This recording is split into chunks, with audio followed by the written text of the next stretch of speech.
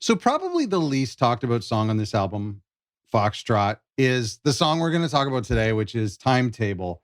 There's just so many bigger songs on it. In fact, one particularly big song. I refuse to call it a song. Supper's ready. It's a side. But anyway, Horizons. Um, Watch of the Sky is probably my favorite song. What we're going to talk about, Timetable, is my second favorite song on this record. I just think it's so simple. It reminds me, simple in a good way. It reminds me a little bit of Dusk, I think, because it's kind of a contained, folksy, Beatlesque song, and it's not crazy, it's not goofy. There's no voices. That's not funny in any way. It's pretty. It's just a very pretty song. It has pretty elements. Instead of a triangle, it has like a harpsichord sound or like a toy piano, or it's quite possible, we'll talk about this in a second, because I don't know if it's a bridge or post-chorus or chorus, but this little twinkly break that they do twice in the song, to me, it sounds a little bit more like potentially putting thumbtacks on the high end of a upright piano.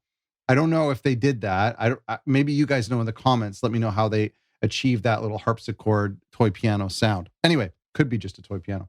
Either way, this song is trumped by Supper's Ready. It's even trumped by Watcher of the Skies. So many other songs on this record, which is a shame. But that's okay. If the weakest song on a record is Timetable, then you're in a good position. I've told you this before, and based on my sweater, I'm not a huge fan of these two records, Foxtrot and Nursery Crime. I might one day. I maybe need to listen to the newer mix. The vinyl, the original mix, especially on this song, is just very blurred. It's just not great. The vocals are a touch too loud. I'm just missing a lot of information.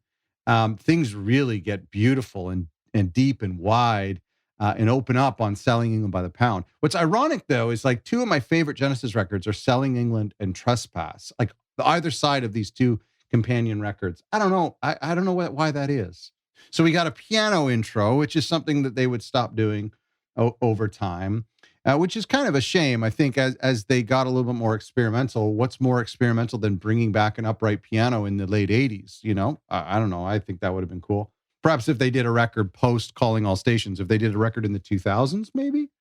But no, I mean, Phil wasn't using real piano. And I mean, they were basically CP70 from, and then there were three onwards, I believe. Anyway, great piano intro. There's three best parts about this song. First of all, the chorus is just a really cool chorus. It's just really sing-alongable, really memorable. It has a great contrast to the verses. The verses are more subdued, and the chorus picks up as a chorus should. So great points for the chorus. The second thing I already mentioned is this bridge with the harpsichord, where things really are brought down the mix. The drums are super tempered and lower dynamics, and we have this harpsichordy type sound that's just so beautiful. So beautiful. Sounds like a bridge, but it's used twice, so I don't know what you'd call it. Third best thing, and maybe the best thing. Let's go in order. 3, 2, 1. Number one, the number one best thing about this. What do you think it is? I think it's the bass. The bass licks. Reminds me of that This Must Be Love face value track where you got to listen carefully. And maybe the 2007 mixes, I didn't get a chance to play it before. I will. But maybe you hear it with more clarity. But he's following, I compare it to This Must Be Love because he's following the lyrics with the bass a lot of the times, the melody. And that's really cool. A lot of high notes on the bass.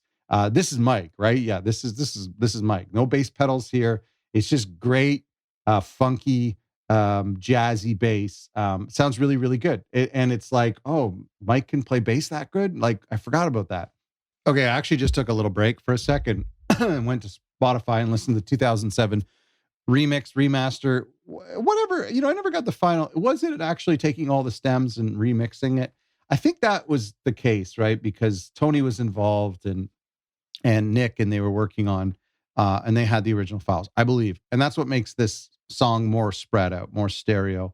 So comparing it to my original pressing, or somewhat original pressing, which I find is my copy's in rough shape, and perhaps it's mono, I don't know. But yeah, we're missing a lot of the details. When in the newer mixes, things sound really good. Have any of you heard it on the new Atlantic Acoustic Sounds Productions? It's got like 100 different names. That'd be interesting. The other interesting thing too, because this is like a Beatlesque song. This is a Tony Banks song. He wrote it in its entirety, which is pretty cool.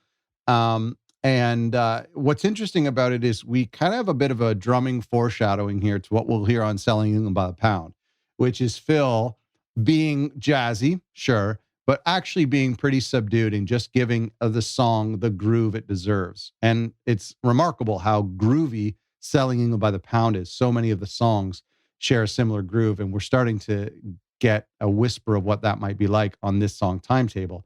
He doesn't play entirely a Ringo-esque version of this song. I feel like anything that was straightforward back in the 60s and 70s was considered to be Beatles-esque. Whatever, I guess. I mean, I know that they've kind of admitted to that, but anyway, a short song. I think the second shortest song on this record, one of their shortest songs of the early eras, and which is good because that really, you talk about serving the song, right? Peter doesn't do anything crazy in this song, no silly voices. Phil doesn't do anything, out of the norm, really. He just keeps it tight. And then it's concise. We don't go on forever. That's really a good example of serving the song, something that they wouldn't always do as a band. And then finally, we have a fade out, which reminds me we have an overdue video because, years ago when people were complaining about the fade outs on Calling All Stations, really there's just one fade out that's a little bit wacko. But when people were complaining about the fade outs on Calling All Stations, I remember there was someone on Reddit, I credit to him and I'll find out who it was and we'll do a video on it one day, who like tallied all of the Genesis songs to listen for how many Genesis songs from the very beginning included fade outs. And what he found was that like Calling All Stations didn't have more fade outs than the average Genesis record. And so we have another example of that in Timetable where there's another fade out. Anyway, let me know what you think about this song. We're going deep on this track. Probably one of the least appreciated. Have I ever done that? Like most underrated Genesis songs? I think I have. But anyway, this is one of them. Let me know what you think of Timetable in the comments, and thank you for watching.